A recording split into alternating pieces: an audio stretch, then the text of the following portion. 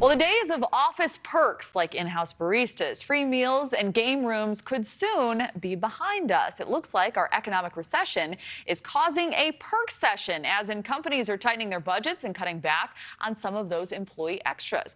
According to the Wall Street Journal, there's a shift in the boss-worker dynamic. It's no longer about incentivizing employees to stay, as more and more companies are grappling with layoffs. Here to talk about this is our panel: Nichole Young, certified master life coach, and Melanie Santo-Stefano, president of Vicarious Multimedia.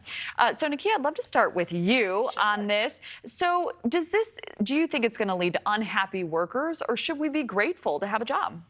I think we should absolutely be grateful to have a job. I was looking at some of these perks and oh my goodness, to have some of those perks is like, what? Just be happy you have a job, especially in this economy. Well, you know what, and I was going to ask you that, Melanie. In terms of some of these perks that we are hearing, are some of these just absolutely over the top? What do you think? I mean, I think I read about steaks and champagne, like on a daily basis, rides to work for free, dry cleaning and laundry for the year, like paid, you know.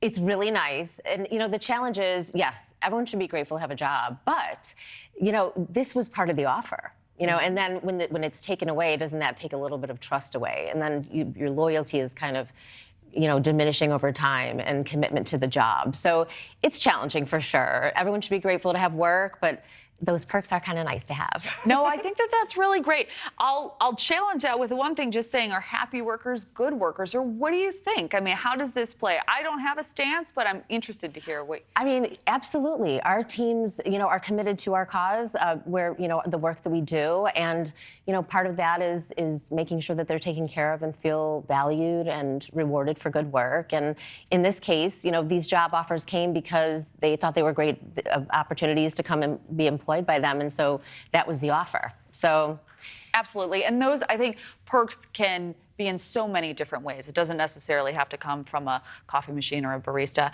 A healthy work environment is a perk. Yeah, I would say that is a blessing. Absolutely. Do you think that there are people maybe taking advantage of some of these perks, and then it's ruining it for the majority of people? I'll ask you first. I would say that, yes, some people could be a little too dependent on these perks and taking advantage of the system, and that does ruin it for everybody. Okay. And what do you think, Melanie?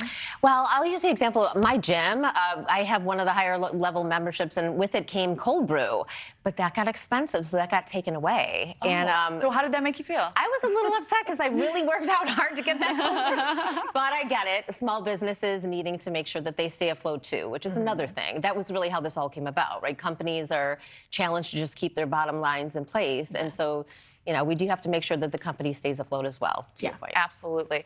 Do you think that's a bait and switch, Nichole? Do you think that that's maybe how some people are interpreting those types of moves?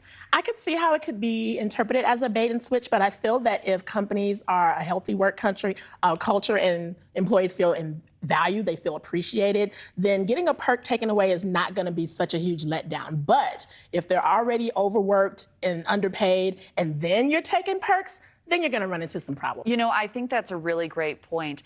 Company culture matters. Would you agree, Melanie? Absolutely. I also do think, too, that if they're going to take something away, get creative and find something less expensive to kind of make up for something. At least showing your people that you are trying to accommodate when they must take things away. Yeah. Very smart. All right. I'd love to get your take on one other topic we have here. Speaking of workplace etiquette, it's just allergies, or is it? A new study shows more than half of Americans will blame fake allergies if they're coming into the office sick. Only 25% of people said they would take a sick day. But on the other side, a whopping 71% say it's rude to risk spreading your germs to coworkers. So Melanie, does it surprise you how many people don't want to admit that they're actually sick? I'm shocked. It's very rude. Do not come to work and cough and sneeze all over people. I mean, it's like the golden rule of living, like unto others as you would like done to you. So no, they need to just stay home, get themselves well, hop on a Zoom or a Teams meeting, or put in a phone call if you have a project with a coworker.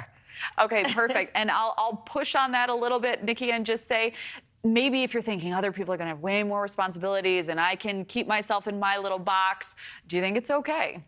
I think if you're just having a little bit of a sniffle, or you're a little stuffy, you may just want to pop a Claritin and come on in, but social distance from everyone, let people know, hey, I'm a little sniffly today, so I'm just kind of staying back. But also, bosses have to make it okay for people to take off. A lot of people aren't taking off because they don't want to be penalized for that, or they don't have enough sick leave. Right. So that's a factor too. Goes back to the culture. All right, Nikki and Melanie, thank you so much for weighing in. Thank you for watching. Go to newsnationnow.com to find News Nation on your television provider. And don't forget to click the red subscribe button below to get more of News Nation's fact-driven, unbiased coverage.